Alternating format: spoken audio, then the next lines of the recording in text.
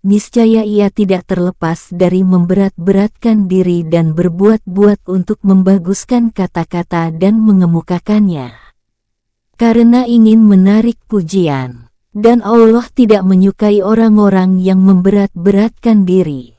Setan kadang-kadang menipunya dan mengatakan bahwa keinginan engkau pada membaguskan kata-kata dan memberat-beratkan diri padanya adalah untuk mengembangkan kebenaran dan membaguskan kesannya dalam hati, untuk meninggikan agama Allah. Jikalau ada kegembiraannya dengan bagus kata-katanya dan pujian manusia kepadanya itu lebih banyak daripada kegembiraannya dengan pujian manusia kepada salah seorang dari teman-temannya, maka dia itu tertipu. Sesungguhnya mereka itu berputar di sekeliling mencari kemegahan dan ia menyangka bahwa tuntutannya ialah agama. Manakala kandungan hatinya, delamirnya, bercampur dengan sifat-sifat tersebut, niscaya tampaklah yang demikian atas zahiriyahnya. Sehingga adalah bagi orang yang dimuliakan dan diyakinkan kelebihannya itu lebih banyak penghormatan. Dan adalah ia dengan pertemuannya itu lebih bergembira dan bersenang hati daripada orang yang berlebih-lebihan pada menolong orang lain. Walaupun orang lain itu berhak untuk ditolong. Kadang-kadang berkesudahan persoalan itu dengan ahli ilmu, kepada mereka itu bercemburu, sebagaimana cemburunya kaum wanita. Maka menyusahkan kepada seseorang mereka bahwa pulang pergi sebahagian muridnya kepada orang lain. Walaupun ia tahu bahwa muridnya itu mengambil manfaat dengan orang lain itu dan memperoleh faedah daripadanya pada agamanya. Semua yang demikian itu menyaring sifat-sifat yang membinasakan, yang tersembunyi dalam rahasia hati, yang kadang-kadang orang yang berilmu itu menyangka terlepas daripadanya. Dan dia itu terperdaya pada yang demikian. Sesungguhnya tersingkaplah yang demikian itu dengan tanda-tanda ini. Percobaan bagi orang yang berilmu itu besar. Dan orang yang berilmu itu, ada kalanya dia itu yang memiliki diri dan ada kalanya dia itu yang binasa. Dan tak ada harapan baginya pada keselamatan orang awam. Maka barang siapa merasakan pada dirinya, dengan sifat-sifat itu, niscaya yang wajib atasnya, ialah mengasingkan diri, al-uslah menyendiri, meminta tidak dikenal dan menolak memberi fatwa-fatwa manakala ditanyakan. Adalah masjid pada zaman para sahabat itu tempat berkumpul sekumpulan sahabat-sahabat Rasulullah. Semua mereka itu sanggup mengeluarkan fatwa. Dan semua mereka itu menolak untuk memberikan fatwa. Dan setiap yang dimintakan fatwanya, maka ia ingin bahwa mencukupilah fatwa itu oleh orang lain.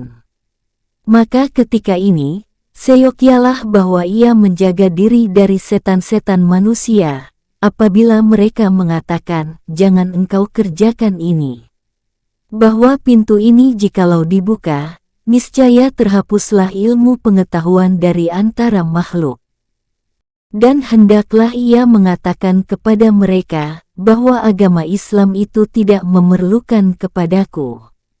Bahwa agama Islam itu sudah terbangun sebelum aku. Dan seperti demikian juga, ia akan ada sesudahku. Jikalau aku mati, niscaya tidak akan roboh sendi-sendi Islam. Bahwa agama ini tidak memerlukan kepadaku. Adapun aku maka tidaklah aku terlepas dari perbaikan hatiku. Adapun terbawanya yang demikian kepada terhapusnya ilmu maka itu adalah khayal atas penghabisan bodoh. Bahwa manusia jikalau ditahan dalam penjara, diikat dengan ikatan-ikatan dan dijanjikan dengan neraka karena menuntut ilmu, niscaya kesukaan menjadi kepala dan ketinggian, membawa mereka kepada menghancurkan ikatan, merobohkan dinding benteng dan keluar daripadanya dan bekerja dengan menuntut ilmu. Ilmu itu tidak akan terhapus selama setan itu mengajak makhluk kepada mencintai menjadi kepala. Dan setan itu tidak akan luntur dari pekerjaannya sampai hari kiamat. Bahkan akan bangkit beberapa kaum untuk mengembangkan ilmu, yang tiada keuntungan bagi mereka di akhirat, sebagaimana Rasulullah Shallallahu Alaihi Wasallam bersabda, bahwa Allah menguatkan agama ini dengan orang-orang yang tiada mempunyai akhlak. Dan sabda Nabi Shallallahu Alaihi Wasallam, bahwa Allah menguatkan agama ini dengan orang yang zalim. Maka tiada seyogialah orang berilmu itu terpedaya dengan penipuan-penipuan ini. Lalu ia menyibukkan diri dengan bercampur aduk dengan makhluk, sehingga terdidiklah dalam hatinya kecintaan kepada kemegahan, pujian dan kehormatan. Bahwa yang demikian itu adalah bibit kemunafikan. Nabi Shallallahu Alaihi Wasallam bersabda, mencintai kemegahan dan harta itu menumbuhkan kemunafikan dalam hati, sebagaimana air menumbuhkan sayur-sayuran. Rasulullah bersabda, tidaklah 2 ekor serigala yang buas, yang dilepaskan dalam kandang kambing itu lebih banyak mendatangkan kerusakan padanya, dibandingkan dengan cinta kepada kemegahan dan harta pada agama manusia muslim. Tidaklah tercabut kecintaan kepada kemegahan dari hati, selain dengan mengasingkan diri dari manusia, lari dari bercampur baur dengan mereka dan meninggalkan apa yang melebihkan kemegahannya dalam hati mereka. Hendaklah pikiran orang yang berilmu itu pada meneliti yang tersembunyi dari sifat-sifat yang tersebut itu dari hatinya, dan pada mencari jalan kelepasan daripadanya.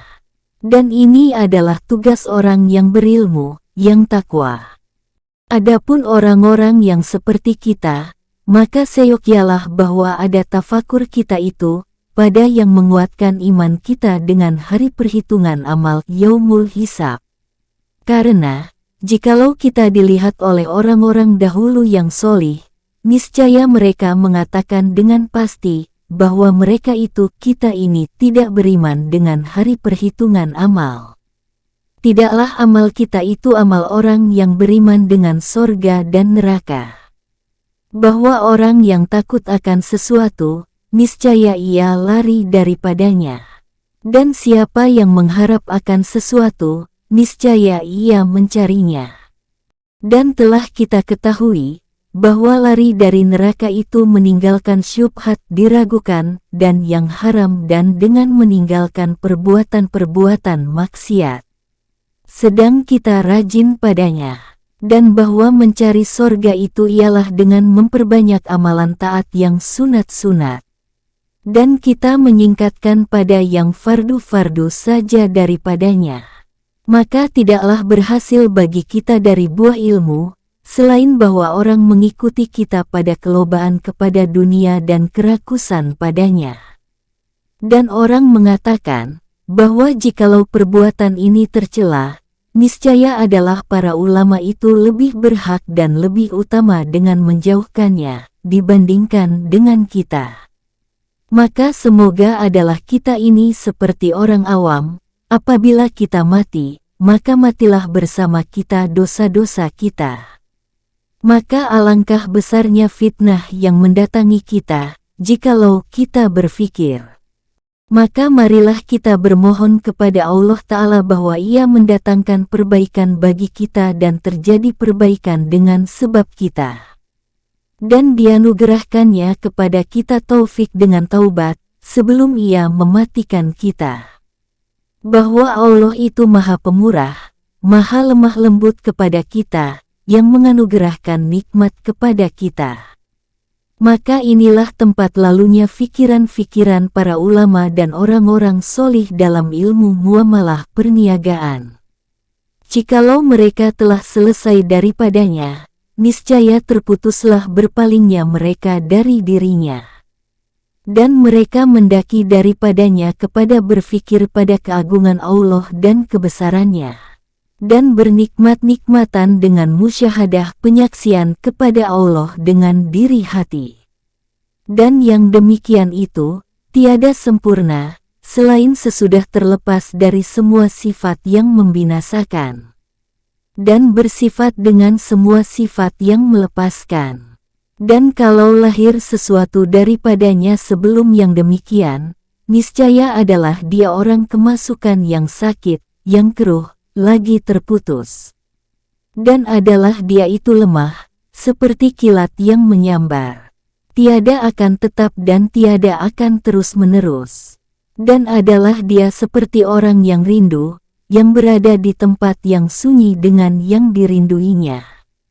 Akan tetapi, di bawah kainnya ada ular dan kalajengking, yang akan menggigitnya berkali-kali. Maka keruhlah kepadanya kelezatan bermusyahadah penyaksian.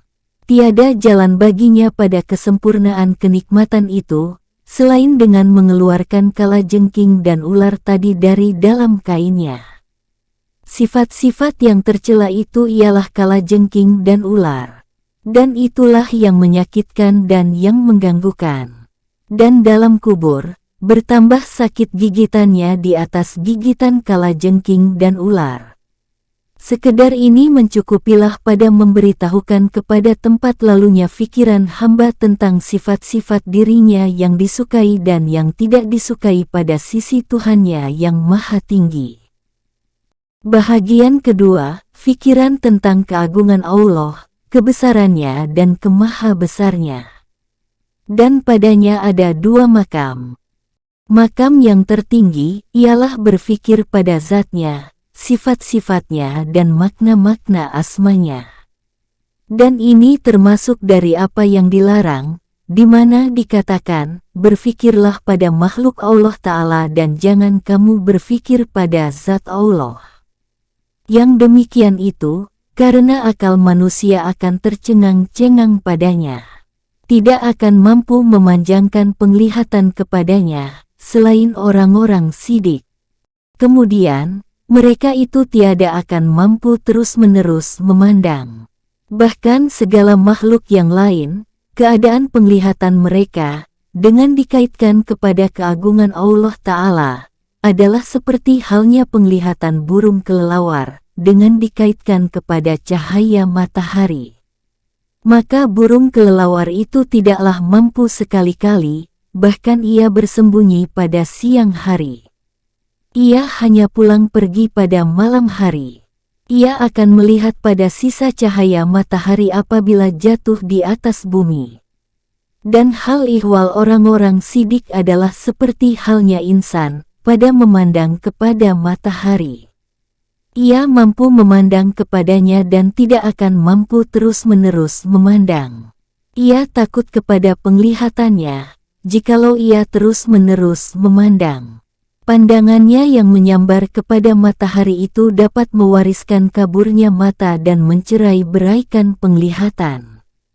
Seperti demikian pula pandangan kepada zat Allah Ta'ala, akan mewariskan keheranan, kedahsyatan dan kegoncangan akal. Jadi, maka yang benar, ialah bahwa ia tidak mendatangkan bagi tempat lalunya pikiran, mengenai zat Allah SWT dan sifat-sifatnya. Sesungguhnya kebanyakan akal manusia tiada akan dapat menanggungnya. Bahkan kadar yang sedikit yang ditegaskan oleh sebahagian ulama, yaitu, bahwa Allah Ta'ala Maha Suci dari tempat, Maha Suci dari penjuru dan arah, bahwa Allah tidak di dalam alam dan tidak di luarnya, tidak Allah bersambung dengan alam dan tidak bercerai daripada alam. Sesungguhnya yang demikian itu telah mengherankan akal beberapa golongan. Sehingga mereka itu menantangnya, karena mereka tidak mampu mendengarnya dan mengetahuinya. Bahkan telah lemah suatu golongan daripada menanggung yang lebih kurang dari ini, ketika dikatakan kepada mereka, bahwa Dia Maha Besar dan Maha Tinggi, daripada bahwa ada bagi Allah kepala, kaki, tangan, mata dan anggota badan. Bahwa Allah Maha Suci, bahwa Ia itu tubuh yang berbentuk, mempunyai kadar dan ukuran. Lalu mereka menantang akan ini dan menyangka, bahwa yang demikian itu mencederakan pada kebesaran Allah dan keagungannya. Sehingga sebahagian orang-orang dungu dari kalangan awam mengatakan, bahwa ini adalah sifat mentimun India, bukan sifat Tuhan. Karena disangka oleh orang yang patut dikasihani, bahwa keagungan dan kebesaran itu pada anggota-anggota badan. Dan ini, karena manusia tiada dikenalnya, selain dirinya, lalu ia tidak memandang besar, selain dirinya. Maka setiap apa yang tiada menyamainya pada sifat-sifatnya, maka ia tidak memahami akan keagungan padanya. Ya, tujuannya bahwa ia mengumpamakan dirinya cantik bentuknya, yang duduk di atas tempat tidurnya. Dan di hadapannya budak-budaknya yang mengikuti perintahnya. Maka tidak ragu lagi, bahwa ia mengumpamakan yang demikian tentang Allah Ta'ala dan Dia itu yang maha suci dari segala keserupaan, sehingga ia memahami akan kebesarannya. Bahkan, jikalau adalah bagi lalat itu akal dan dikatakan baginya, tidak adalah bagi Khalik yang maha pencipta engkau itu dua sayap, tangan dan kaki dan tidak ada baginya terbang, niscaya lalat itu akan menantang yang demikian. Dan ia akan menjawab, bagaimana ada bagi Tuhanku itu lebih kurang daripadaku? Adakah Allah tergunting sayap, atau adakah Allah lumpuh, tidak sanggup untuk terbang? Atau adakah bagiku alat dan kemampuan, yang tidak ada seperti yang demikian baginya, padahal Dia Tuhanku dan yang membentukkan aku? Akal kebanyakan makhluk itu mendekati dengan akal ini. Bahwa manusia itu sangat bodoh, zalim dan kufur. Dan karena itulah, diwahyukan oleh Allah Ta'ala kepada sebahagian nabi-nabinya, janganlah engkau terangkan kepada hamba-hambaku akan sifat-sifatku. Nanti mereka itu menantang aku. Akan tetapi, terangkanlah kepada mereka akan aku, menurut yang dapat dipahami mereka.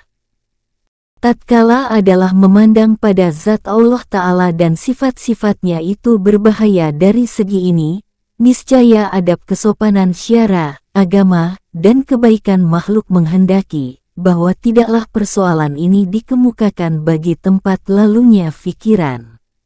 Akan tetapi, kita berpaling ke makam kedua, yaitu memandang pada afalnya perbuatan-perbuatannya, tempat lalu kadarnya, ketetapan dan takdirnya, keajaiban ciptaannya dan kebagusan urusannya pada makhluknya. Bahwa yang demikian itu menunjukkan atas keagungannya, kemahabesarannya, kemahasuciannya dan kemahatinggiannya.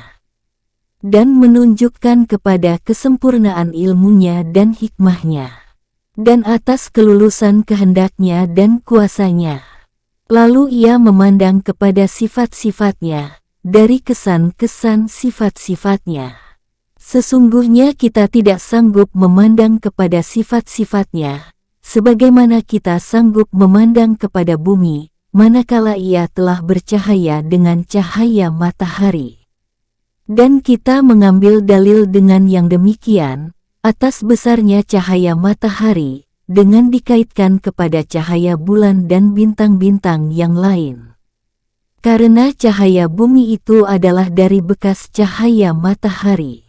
Dan memandang pada bekas itu menunjukkan atas yang mendatangkan bekas, akan dalil apa saja. Walaupun ia tidak berdiri pada tempat berdirinya pandangan pada diri yang mendatangkan bekas itu. Semua yang ada di dunia ini adalah salah satu dari bekas-bekas kuasa Allah Ta'ala, salah satu dari cahaya zatnya. Bahkan tak ada gelap, yang lebih keras dari tidak ada. Dan tak ada cahaya, yang lebih terang dari ada. Adanya setiap sesuatu itu adalah cahaya, nur, dari cahaya zatnya. Yang maha tinggi dan maha suci. Karena keteguhan adanya segala sesuatu itu adalah dengan zatnya, yang berdiri dengan sendirinya. Sebagaimana keteguhan cahaya tubuh adalah dengan cahaya matahari, yang menerangkan dengan sendirinya. Manakala telah tersingkaplah sebahagian matahari, maka telah berlaku kebiasaan dengan meletakkan tempat cuci tangan, yang di dalamnya ada air, sehingga terlihatlah matahari di dalamnya. Dan mungkin melihat kepadanya. Maka adalah air itu perantaraan untuk melembutkan sedikit dari cahaya matahari, sehingga sanggup memandang kepadanya. Maka seperti demikian juga, perbuatan-perbuatan itu adalah perantaraan, yang dapat disaksikan padanya, akan sifat-sifat orang yang memperbuatnya. Kita tidak akan kalah dengan cahaya zat, sesudah kita jauh daripadanya, dengan perantaraan perbuatan-perbuatan.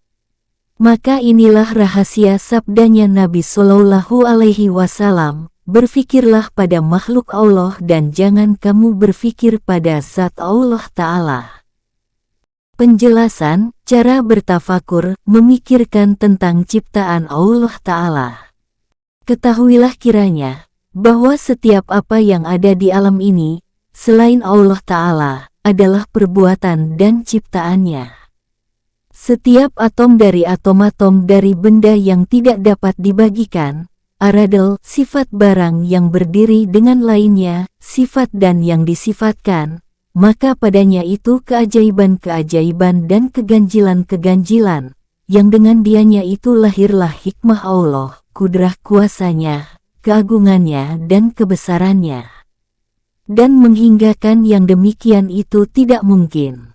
Karena, jikalau adalah laut itu tinta bagi yang demikian, niscaya habislah laut, sebelum habis 10 dari 10-nya.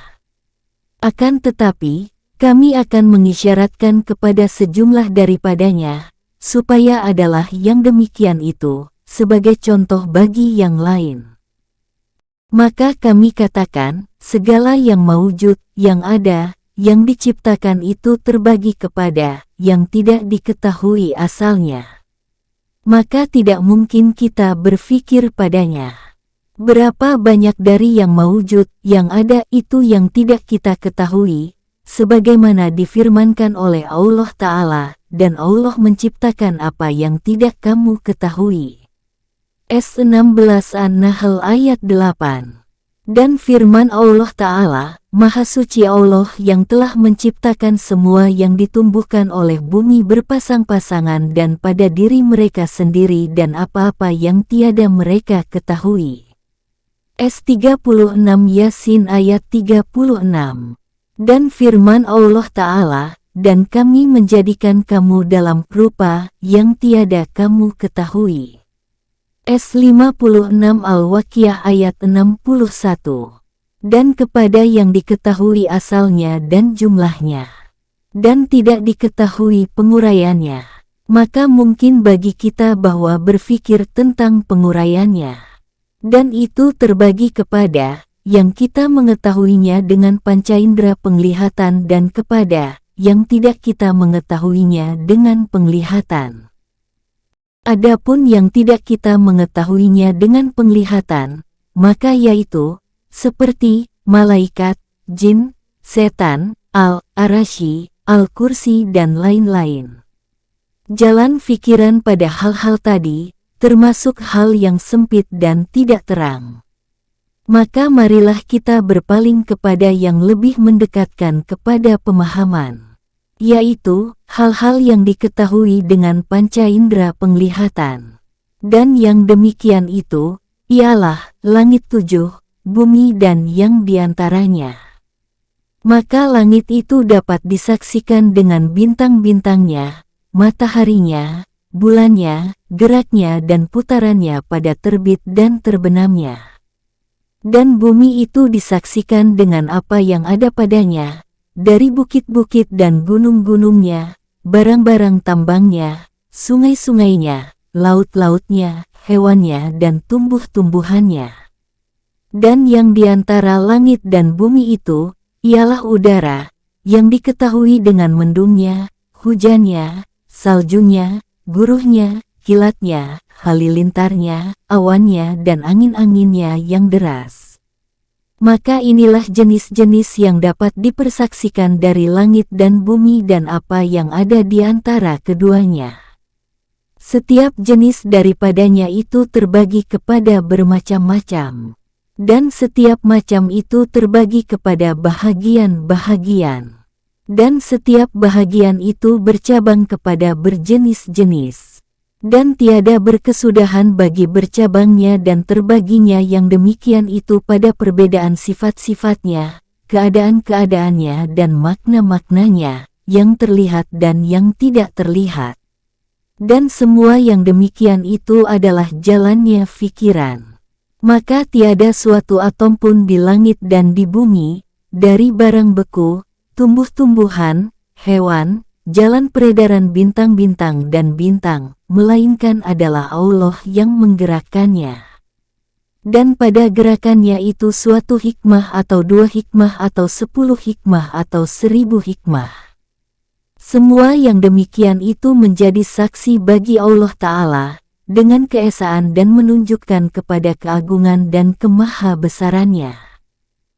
Dan itu adalah tanda-tanda yang menunjukkan kepadanya. Dan telah datang Al-Quran dengan mendorong kepada berfikir pada ayat-ayat tanda-tanda itu.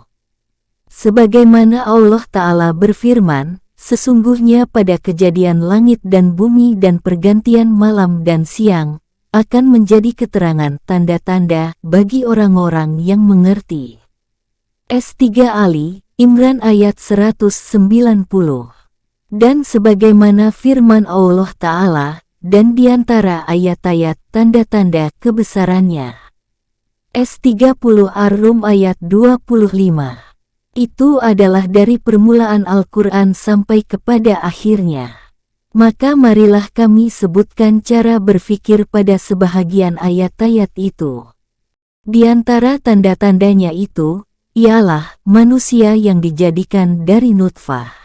Dan yang terdekat dari sesuatu kepada Anda, ialah Anda sendiri. Dan pada Anda itu dari keajaiban-keajaiban yang menunjukkan kepada kebesaran Allah Ta'ala, yang akan berlalulah umur daripada dapat mengetahui 1/10 dari 1/10-nya. Dan Anda lalai daripadanya. Maka yang merasa aman ialah orang yang lalai daripada dirinya dan bodoh tentang dirinya itu. Maka bagaimana engkau mengharap akan mengetahui keadaan orang lain? Dan Allah Ta'ala menyuruh engkau bertadabur, memahami dengan mendalam tentang diri engkau, dalam kitabnya yang mulia. Allah berfirman, dan pada diri kamu sendiri, mengapa tidak kamu perhatikan? S51 As-Sariyat ayat 21. Allah Ta'ala menyebutkan, bahwa engkau dijadikan dari nutfah yang kotor. Ia berfirman, celakalah kiranya manusia itu. Alangkah ingkarnya kepada Tuhan. Dari benda apakah ia diciptakan? Dari setetes air mani. Tuhan menciptakannya dan menentukan ukuran yang sepadan baginya. Kemudian itu dimudahkannya menempuh jalan. Kemudian ia dimatikannya dan diletakkannya di dalam kubur. Sesudah itu, apabila dikehendakinya dibangkitkannya. S80 Abasa ayat 17-22. Dan diantara ayat-ayat keterangan-keterangan kebesaran Tuhan itu, diciptakannya kamu dari tanah, kemudian itu, lihatlah kamu telah menjadi manusia yang bertebaran. S30 Ar-Rum ayat 20. Bukankah dia dahulunya setetes air mani yang ditumpahkan? Kemudian itu menjadi segumpal darah dan Tuhan menciptakan bentuknya dan menyempurnakan kejadiannya. S75 Al-Qiyamah ayat 37-38. Bukankah mereka kami ciptakan dari air yang kotor, lalu kami letakkan di tempat yang aman, sampai waktu yang ditentukan. S77 Al-Mursalat ayat 20-22. Apakah manusia itu tidak melihat bahwa kami menjadikannya dari air mani? Tetapi lihatlah dia telah menjadi musuh terang-terangan. S36 Yasin ayat 77. Sesungguhnya kami menciptakan manusia itu dari setetes air mani yang bercampur. S76 Al-Insan ayat 2. Kemudian, Allah Ta'ala menyebutkan, bagaimana Ia menjadikan air mani itu menjadi segumpal darah. Darah segumpal menjadi daging segumpal. Dan daging segumpal menjadi tulang. Dan sesungguhnya kami telah menjadikan manusia dari sari tanah. Kemudian, kami jadikan sari tanah itu air mani, terletak dalam tempat simpanan yang teguh. Kemudian air mani itu kami jadikan segumpal darah. Lalu darah segumpal itu kami jadikan segumpal daging dan daging segumpal itu kami jadikan tulang belulang. S23 Al-Mukminun ayat 12-14. Berulang-ulangnya menyebutkan nutfah dalam kitab yang mulia tidaklah untuk didengarkan lafalnya dan ditinggalkan berfikir tentang maknanya. Maka perhatikanlah sekarang kepada nutfah itu. Dia adalah setetes dari air yang kotor. Jikalau ditinggalkan sesaat untuk dipukul oleh udara, niscaya ia rusak dan membusuk. Bagaimana dia telah dikeluarkan oleh Tuhan semesta alam dari tulang sulbi laki-laki dan tulang et-taraib tulang dada wanita. Bagaimana ia mengumpulkan di antara pria dan wanita dan ia melemparkan kejinakan hati dan kasih sayang dalam hati mereka. Bagaimana ia membawa mereka dengan rantai kasih sayang dan nafsu syahwat kepada pergaulan. Bagaimana ia mengeluarkan nutfah dari sang pria dengan gerakan bersetubuh. Bagaimana ia menarik darah haid dari dalamnya urat-urat dan dikumpulkannya dalam rahim wanita. Kemudian, bagaimana ia menciptakan anak dari nutfah itu dan diberinya minuman dengan air haid dan diberinya makanan. Sehingga anak itu tumbuh, bertambah dan membesar.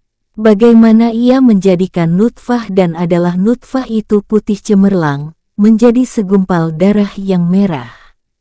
Kemudian, ia menjadikan darah segumpal itu menjadi segumpal daging. Kemudian, bagaimana ia membagikan bahagian-bahagian nutfah itu, padahal nutfah itu serupa dan bersamaan, kepada tulang belulang, urat saraf, urat-urat, tali pusar dan daging. Kemudian, bagaimana ia menyusunkan dari daging, urat saraf dan urat-urat biasa menjadi anggota-anggota badan zahiriyah. Ia memutarkan kepala. Ia mengorekkan pendengaran, penglihatan, hidung, mulut dan lobang-lobang yang lain pada tubuh.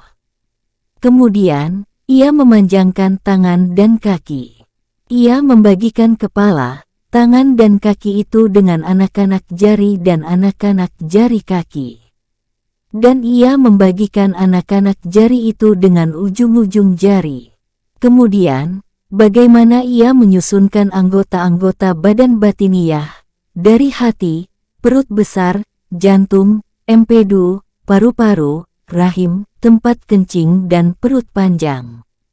Masing-masing di atas bentuk khusus, kadar khusus, untuk pekerjaan khusus. Kemudian, bagaimana ia membagikan setiap anggota badan dari anggota-anggota badan itu, dengan bahagian-bahagian yang lain. Maka ia menyusunkan mata dari 7 lapis. Bagi masing-masing lapis itu mempunyai sifat khusus dan keadaan khusus. Jikalau tidak adalah satu lapis daripadanya atau hilang suatu sifat dari sifat-sifatnya, niscaya tidak dapatlah mata itu melihat. Jikalau kita berjalan untuk menyifatkan apa yang ada pada masing-masing anggota badan itu, dari keajaiban-keajaiban dan tanda-tanda kebesaran Tuhan, niscaya habislah umur kita padanya. Maka marilah sekarang kita memperhatikan kepada tulang belulang. Dan itu adalah tubuh yang keras dan kuat, bagaimana ia menciptakannya dari nutfah yang lemah dan halus. Kemudian, ia menjadikannya keteguhan bagi badan dan tiang baginya. Kemudian, ia mengkadarkannya dengan kadar yang bermacam-macam dan bentuk yang bermacam-macam.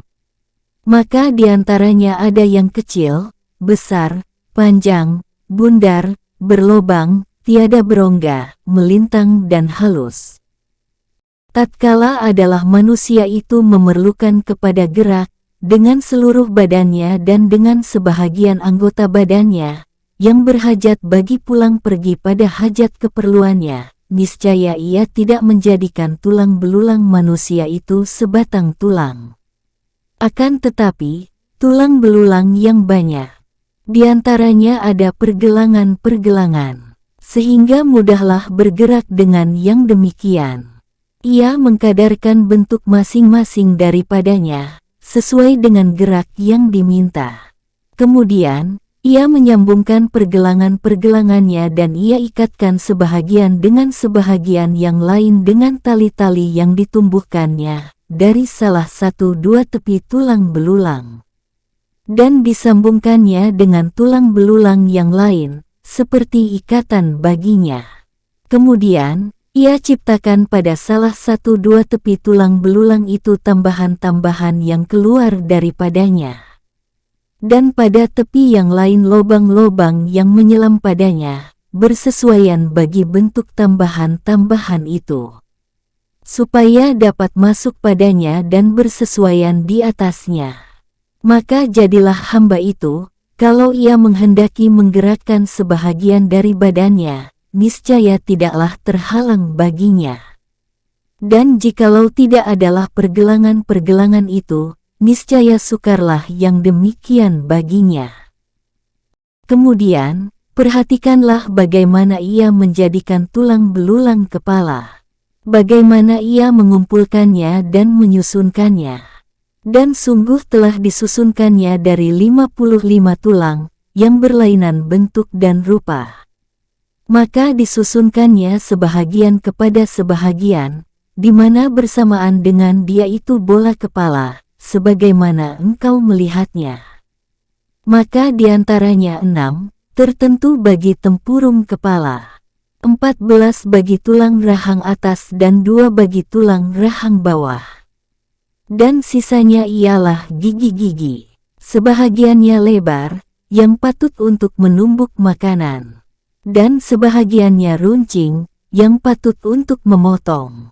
Dan itulah gigi taring, gigi geraham dan gigi depan. Kemudian, ia menjadikan leher kendaraan bagi kepala. Ia menyusunkan leher itu dari 7 buku-buku tulang, yang berlobang dan bundar. Padanya itu miring, tambah dan kurang, supaya bersesuaian sebahagian daripadanya di atas sebahagian yang lain. Dan akan panjanglah menyebutkan segi hikmah padanya. Kemudian, ia menyusunkan leher atas tulang punggung. Ia menyusunkan tulang punggung dari di bawah leher kepada penghabisan tulang pantat, dari 24 buku-buku tulang. Ia menyusunkan tulang pantat dari 3 bahagian yang berlainan. Maka bersambung dengan tulang pantat dari di bawahnya itu, tulang ekor. Dan itu juga tersusun dari 3 bahagian. Kemudian ia sambungkan tulang belulang punggung dengan tulang belulang dada, tulang bahu, tulang 2 tangan, tulang bulu ari-ari, tulang pantat, tulang 2 paha dan 2 betis dan anak jari 2 kaki. Maka kami tiada akan memanjangkan menyebut bilangan yang demikian itu. Dan jumlah bilangan tulang belulang pada tubuh manusia itu adalah 248 tulang, selain dari tulang-tulang kecil yang diisikan dengan dia itu lobang-lobang pergelangan. Maka perhatikanlah bagaimana ia menciptakan semuanya itu dari nutfah yang lemah lagi halus. Dan tidaklah dimaksudkan daripada menyebut bilangan-bilangan tulang belulang itu, untuk diketahui bilangannya. Maka itu adalah ilmu yang dekat, yang diketahui oleh tabib-tabib dan orang-orang yang ahli dengan susunan tubuh manusia. Sesungguhnya maksudnya ialah bahwa diperhatikan daripadanya, mengenai yang mengaturnya dan yang menciptakannya, bagaimana ia menakdirkan dan mengaturkannya. Ia membeda-bedakan di antara bentuk-bentuk dan kadar-kadarnya. Ia mengkhususkannya dengan bilangan itu yang khusus.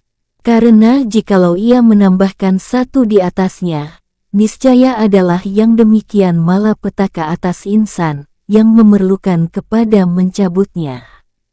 Dan jikalau ia kurang akan satu daripadanya, niscaya adalah itu kekurangan yang perlu kepada penambalannya.